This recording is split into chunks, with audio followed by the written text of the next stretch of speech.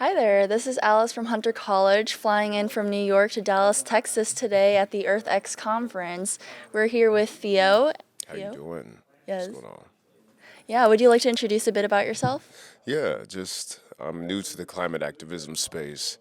I began in 2023 attending EarthX, Hmm. and I've learned so much.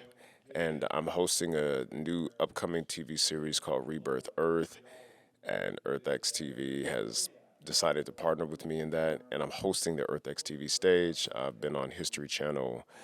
I've been on A&E, Amazon Prime, just doing documentaries and nonfiction television for the last 5 or 6 years now. Wow, and have Yeah. you always seen filmmaking as a career aspiration? Oh, yeah. Ever since I was a kid. I remember I applied to work at a movie theater in the projector room just so I could be near movies.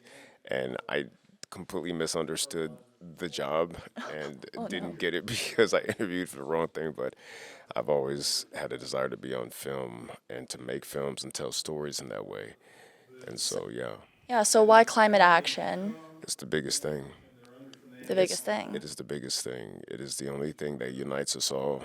Hmm. We can argue about politics, war, race, religion, as long as we have oxygen to do it.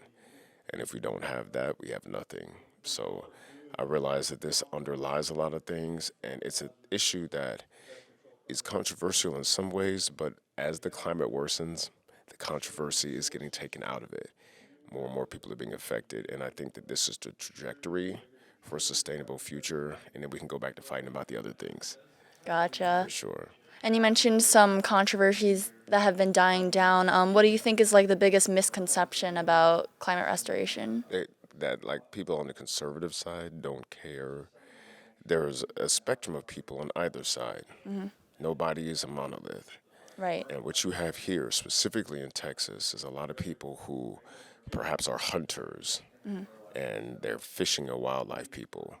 And they understand in a very real way, better than some liberals do, that things would be changing in the wild if we don't do if we don't do conservation things, because they're literally out there. So that's one of the misconceptions. The others are that everybody in oil and gas has horns growing out of their head. I thought that for sure, you know what I mean? Hmm. But the issues are there are systems, and these systems have people in them.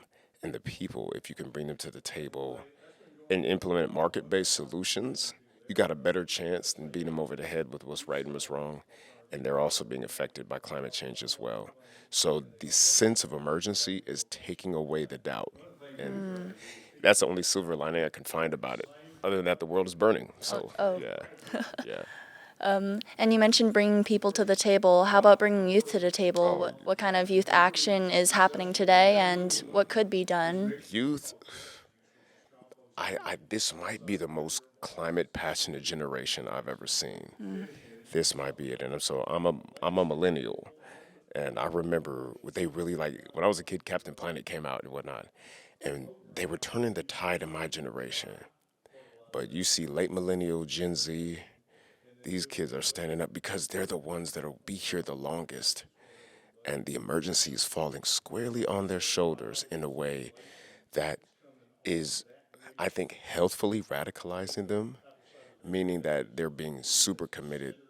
They understand the emergency in a visceral way more than any other generation does. And I'm very proud of Gen Z, how they're showing up in the climate space. And as your big brother, millennial, if I can help y'all, I certainly will. That's fantastic. Yeah. So, what is being done? What actions or campaigns have you seen being started around God, your I've seen, I community? mean, you got Greta, you got these inventors, young inventors. I forget the kid's name, but he's like working to like actually invent things to clean up the Pacific garbage patch. Oh, wow. You know, when it comes to like boots on the ground, you're seeing more and more Gen Z standing up.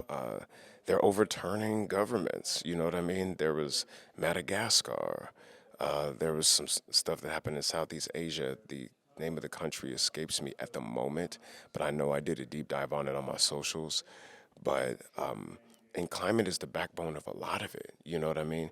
Not just the fact that there's not jobs and whatnot, but there's pollution, and there is toxicity, there's not the same hope in the system as it has been before. So I'm literally seeing revolutionary action from Gen Z and this new group of kids, and I'm like, big brother is super proud of y'all. You know what I mean? Like I really am.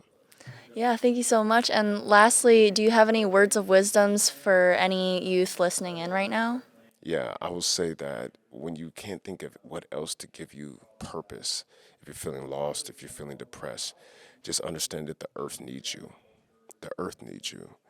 And she's as close as the ground beneath your feet. Find something to do when it comes to restoring this beautiful planet. And if you're feeling lost, you'll find your purpose there, if nothing else. Brilliant. Thank you Thank so you. much. No problem.